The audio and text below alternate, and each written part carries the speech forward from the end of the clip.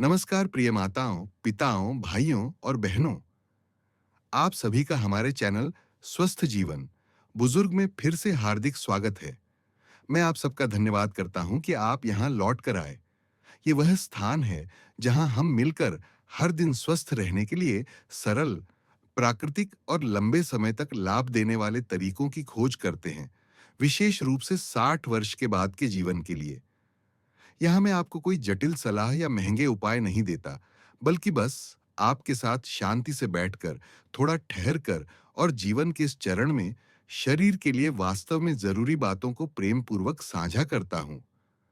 क्या आप जानते हैं, चिकित्सकीय आंकड़ों के अनुसार 60 वर्ष के बाद के अधिकतर लोगों में से 7 में से 5 से भी अधिक लोगों को लंबे समय तक रहने वाले जोड़ों के दर्द के साथ जीवन बिताना पड़ता है, और यह संख्या हर वर्ष तेजी से बढ़ रही है। सोचने वाली बात यह है कि इसका कारण केवल कैल्शियम की कमी नहीं होता, और न ही यह सच है कि उम्र बढ़ते ही दर्द होना ही चाहिए। असली कारण अक्सर एक बहुत ही शांत लेकिन गहरी प्रक्रिया होती है, जिसे हम जोड़ों के भीतर स्थित संयोजी ऊतकों की उम्र बढ़ना कहते हैं। जब ये संयोजी ऊतक धीरे-धीरे अपनी लचक खो देते हैं, तो जोड़ सूखे, कठोर और पीड़ादायक हो जाते हैं, और शरीर की हर छोटी सी हरकत भी आपको असहज कर सकती है। अब मैं आपसे निवेदन करता हूं, कृपया एक क्षण के लिए अपने शरीर की आवाज को सुनिए। कल्पना कीजिए कि कल सुबह जब आप नींद से जागते हैं, तो बिस्तर से नीचे पैर रखते समय अपने घुटनों को महसूस करते हैं। वे हल्के हैं, लचीले हैं, उनमें न कोई जकड़न है और न ही हल्का सा चुभता हुआ दर्द। आप आसानी से खड़े हो पाते हैं, कदम अधिक स्थिर महसूस होते हैं, और मन में यह सुकून रहता है कि आप अभी भी अपने शरीर पर नियंत्रण रखते हैं। यह अनुभव कोई दूर का सपना नहीं है। यदि हम यह समझ लें कि जोड़ों का कौन सा हिस्सा सबसे तेजी से उम्र पकड़ता है और उसकी सही देखभाल कैसे की जाए। मुझे इस बात की गहरी चिंता रहती है कि बहुत से बुजुर्ग प्रतिदिन दर्द निवारक दवाओं पर निर्भर रहते हैं, लेकिन उन्हें कभी यह ठीक से नहीं बताया जाता कि ये दवाएं केवल लक्षणों को कुछ समय के लिए शांत करती हैं। वे संयोजी ऊतकों को पोषण नहीं देती, जो समस्या की जड़ है। इसके विपरीत, सैकड़ों वर्षों पहले हमारे बुजुर्ग रसोई में मौजूद साधारण खाद्य पदार्थों का उपयोग चुपचाप जोड़ों की रक्षा के लिए करते थे। समय के साथ हम बस उनकी असली कीमत को भूलते चले गए। आज के इस वीडियो में मैं आप सभी के साथ रसोई में पाए जाने वाले 3 ऐसे खाद्य पदार्थ साझा करूंगा, जिन्हें भारत में 100 वर्षों से भी अधिक समय से उपयोग किया जाता रहा है। ये पदार्थ संयोजी ऊतकों की उम्र बढ़ने की प्रक्रिया को धीमा करने में मदद करते हैं और जोड़ों को लंबे समय तक लचीला और मजबूत बनाए रखते हैं। लेकिन कृपया ध्यान रखें, बात केवल खाने की नहीं है, बल्कि सही तरीके से, सही मात्रा में और सही समय पर खाने की है। विशेष रूप से वीडियो के अंत में मैं जोड़ों से जुड़ी एक बहुत ही महत्वपूर्ण चिकित्सकीय प्रक्रिया को सरल शब्दों में समझाऊंगा, जिसके बारे में 9 में से 8 से भी अधिक बुजुर्गों ने कभी सुना तक नहीं होता। इससे आपको यह समझने में मदद मिलेगी कि ये 3 खाद्य पदार्थ इतने प्रभावी क्यों हैं। और हाँ, शुरू करने से पहले एक छोटी सी बात। यदि आपने मेरा पिछला वीडियो देखा है, जिसमें मैंने 90 वर्ष से अधिक आयु वाले लोगों के आहार और जोड़ों के क्षरण से बचाने वाले 5 खाद्य पदार्थों के बारे में बताया था, हाँ, तो आज का यह वीडियो उसी जानकारी का अगला महत्वपूर्ण हिस्सा है। और यदि आपने वह वीडियो नहीं देखा है, तो कोई बात नहीं, कृपया पहले इस पूरे वीडियो को ध्यान से देखिए, फिर हम बाद में उसे भी साथ मिलकर देख लेंगे। अब आइए, हम सब मिलकर बहुत शांति और धैर्य के साथ अपने जोड़ों की देखभाल की इस यात्रा को शुरू करें। अब हम पहले खाद्य पदार्थ से शुरुआत करते हैं। ये एक ऐसी चीज है जो भारत के बहुत से घरों की रसोई में आसानी से मिल जाती है, लेकिन अक्सर इसकी असली अहमियत को नजरअंदाज कर दिया जाता है। मैं बात कर रहा हूं गुड़ की। इसे सुनकर कुछ लोग शायद थोड़ा चौंक जाएं और मन में यह सवाल आए कि मीठी मीठी चीज का जोड़ों से क्या संबंध हो सकता है। यह प्रश्न बिल्कुल स्वाभाविक है, और इसी गलतफहमी के कारण बहुत से लोग अनजाने में एक ऐसे खाद्य पदार्थ को छोड़ देते हैं जो संयोजी ऊतकों की रक्षा करने में बहुत सहायक हो सकता है। कृपया आप एक बहुत ही महत्वपूर्ण बात समझिए। जोड़ों के भीतर मौजूद संयोजी ऊतक केवल उम्र बढ़ने की वजह से ही तेजी से बूढ़े नहीं होते, बल्कि एक और बड़ा कारण होता है, जिसे हम ऑक्सीकरण कहते हैं। ऑक्सीकरण की प्रक्रिया कुछ वैसी ही होती है जैसे समय के साथ लोहे में जंग लगना। जब शरीर में ऑक्सीकरण अधिक बढ़ जाता है, तो संयोजी ऊतकों में मौजूद कोलेजन कमजोर, भंगुर और आसानी से क्षतिग्रस्त होने लगता है। उसकी लचक कम हो जाती है और फिर जोड़ दर्द करने लगते हैं, सख्त महसूस होते हैं और हिलाना डुलाना कठिन हो जाता है।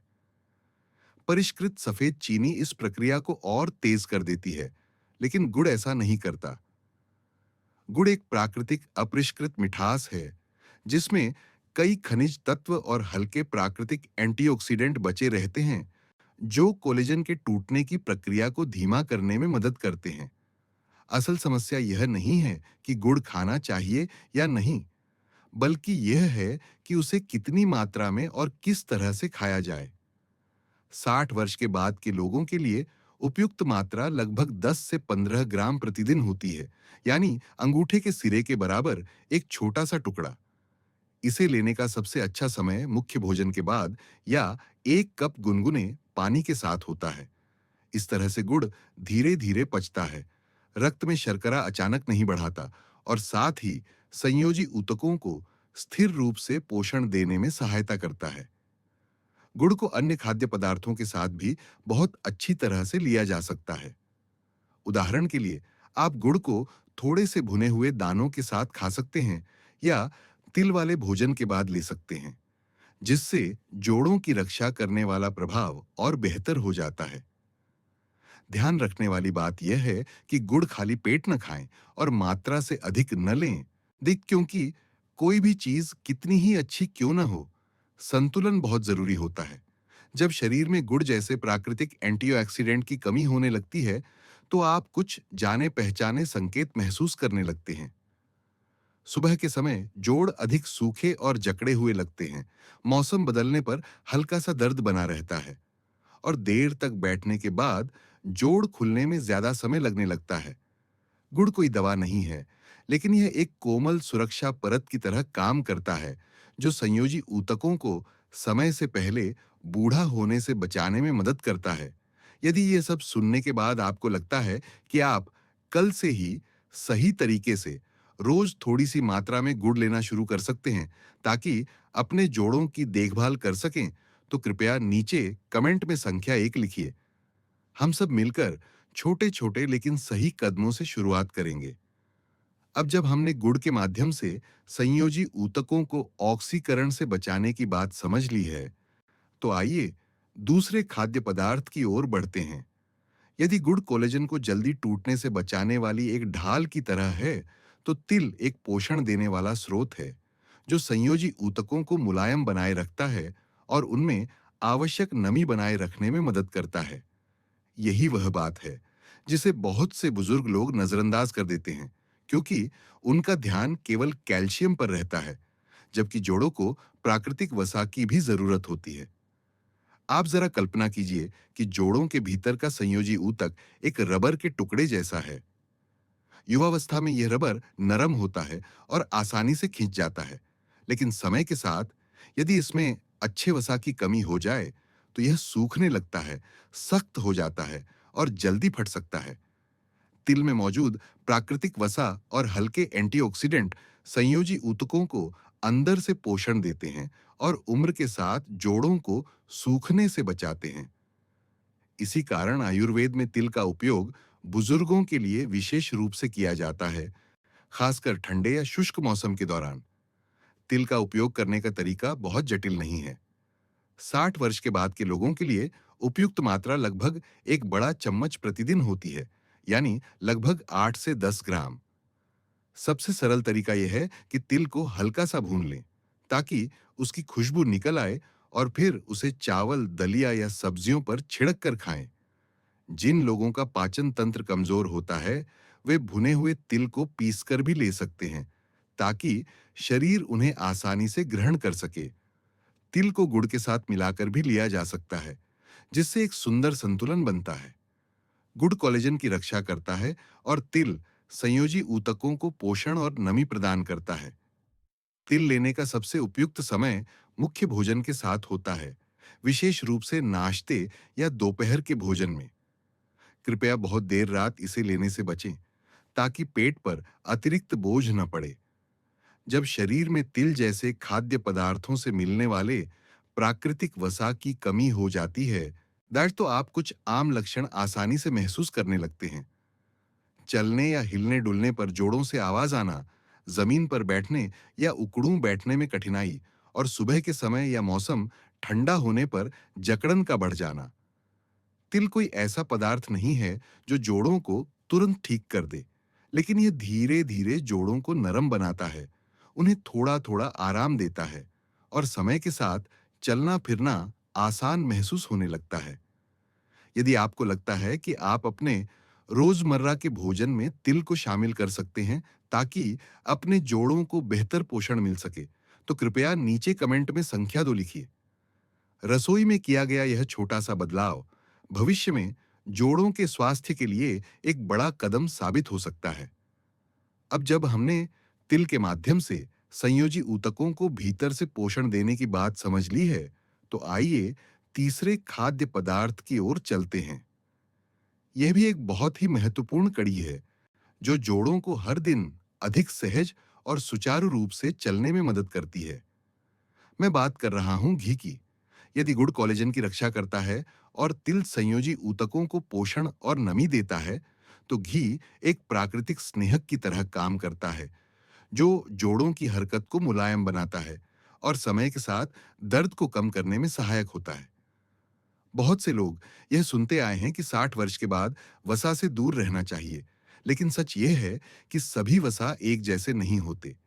घी एक पारंपरिक वसा है, जिसे भारत में सैकड़ों वर्षों से उपयोग किया जाता रहा है।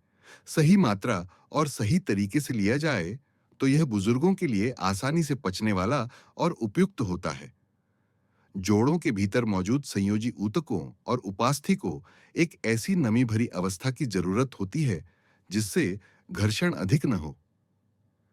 जब यह प्राकृतिक स्नेहन कम हो जाता है, तो जोड़ भारी लगने लगते हैं, हल्का सा दर्द बना रहता है, खासकर उठते बैठते समय या लंबे समय तक चलने के बाद। घी का उपयोग करने के लिए बहुत अधिक मात्रा की जरूरत नहीं होती। 60 वर्ष के बाद के लोगों के लिए प्रतिदिन एक छोटी चम्मच घी, यानी लगभग 5 ग्राम, पर्याप्त होती है। इसे लेने का सबसे अच्छा समय मुख्य भोजन के साथ होता है, विशेष रूप से नाश्ते या दोपहर के भोजन में।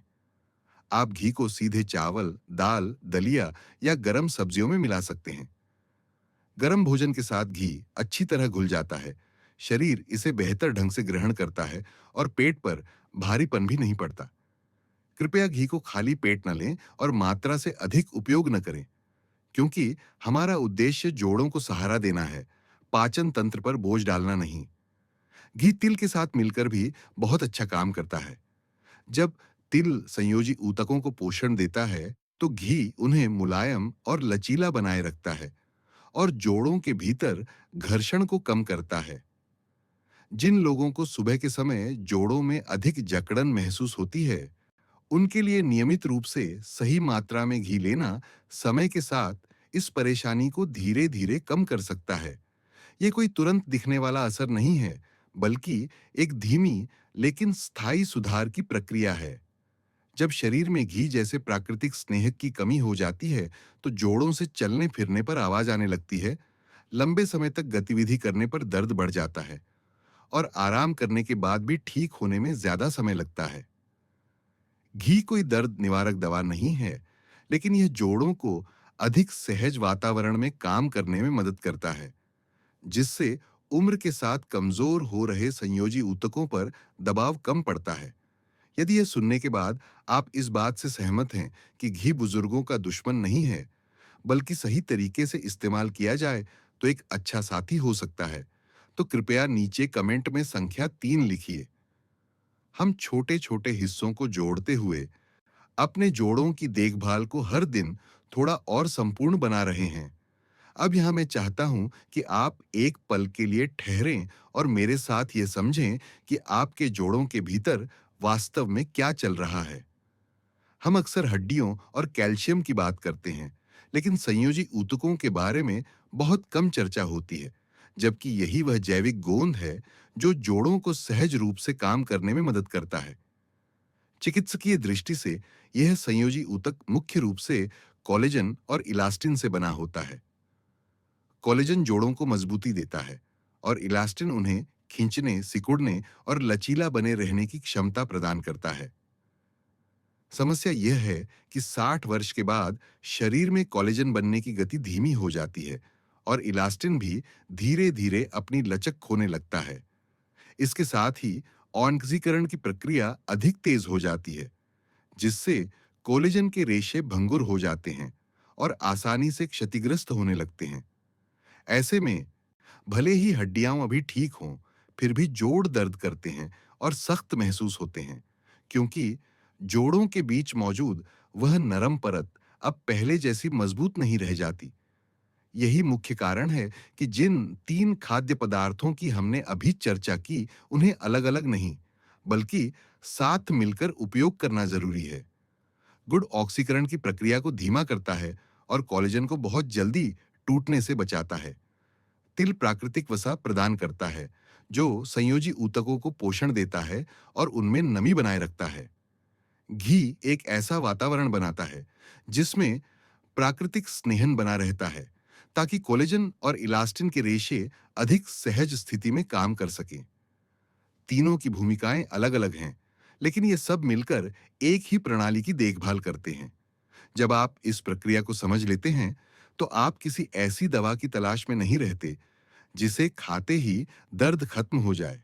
इसके बजाय बस आप धैर्य के साथ जोड़ों को जड़ से पोषण देना शुरू करते हैं और यही सबसे टिकाऊ तरीका है, जिससे जोड़ों की उम्र बढ़ने की गति धीमी होती है, न कि उम्र से जल्दबाजी में लड़ने की कोशिश।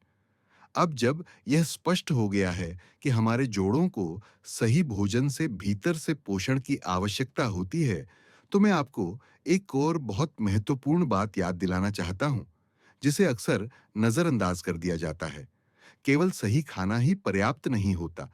यदि शरीर को हर दिन हल्की-फुल्की गतिविधि न मिले, भोजन पानी और पोषक तत्वों की तरह होता है और हल्की गति वह रास्ता है जिससे शरीर इन पोषक तत्वों को सही जगह तक पहुंचाता है, विशेष रूप से जोड़ों के संयोजी ऊतकों तक।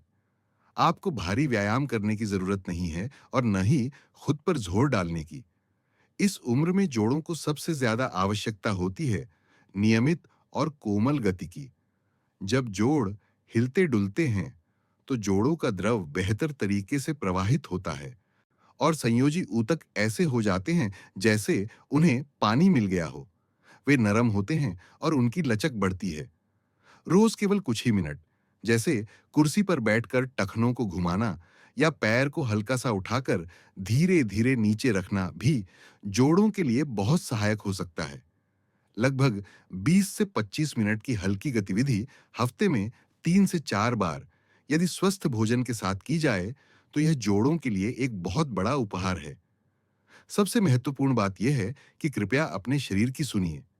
आज उठाया गया हर हल्का और सावधान कदम कल के लिए एक निवेश है, ताकि हम स्वयं खड़े हो सकें, स्वयं चल सकें और स्वयं अपनी देखभाल शांति और आत्मविश्वास के साथ कर सकें। प्रियजनों, उम्र हर साल बढ़ती है, लेकिन जीवन की गुणवत्ता अब भी हमारे ही हाथों में होती है। जोड़ों का दर्द बुढ़ापे की अनिवार्य नियति नहीं है और हर दिन दर्द के साथ जीना कोई ऐसी बात नहीं है जिसे आपको मजबूरी में स्वीकार करना पड़े। हमारा शरीर 60 वर्ष के बाद भी स्वयं को ढालने और संभलने की क्षमता रखता है, यदि उसे सही तरीके से सहारा दिया जाए। रोजमर्रा में किए गए बहुत छोटे-छोटे बदलाव, जैसे थोड़ा सही खाना, थोड़ा हल्का चलना फिरना और अपने शरीर की बात को थोड़ा और ध्यान से सुनना, समय के साथ बड़ा अंतर ला सकते हैं। हो सकता है दर्द तुरंत पूरी तरह न जाए, लेकिन जोड़ धीरे-धीरे कम सख्त लगने लगते हैं। कदम हल्के महसूस होते हैं और मन में यह संतोष आता है कि आप सही दिशा में आगे बढ़ रहे हैं। मैं आशा करता हूं कि इस वीडियो के बाद आप केवल गुड़, तिल और घी के नाम ही याद न रखें, बल्कि उससे भी अधिक जोड़ों की देखभाल को धैर्य और स्नेह के साथ करने की भावना को अपने साथ लेकर जाए। यदि आपको लगता है कि इस वीडियो ने आपको कोई नया दृष्टिकोण दिया है या आपके शरीर को बेहतर ढंग से समझने में आपकी मदद की है, तो कृपया इस वीडियो को पसंद करें और इसे अपने हमउम्र परिवारजनों और मित्रों के साथ साझा करें। हो सकता है आपका किया गया यह छोटा सा साझा किसी के लिए हर सुबह होने वाले दर्द को थोड़ा कम करने में सहायक बन जाए। इस वीडियो के अंत तक हमारे साथ बने रहने के लिए मैं आपका हृदय से धन्यवाद करता हूं। मैं आप सभी के लिए अच्छे स्वास्थ्य, मन की शांति और हर कदम पर स्थिरता की कामना करता हूं। हम फिर मिलेंगे आने वाले अगले वीडियो में।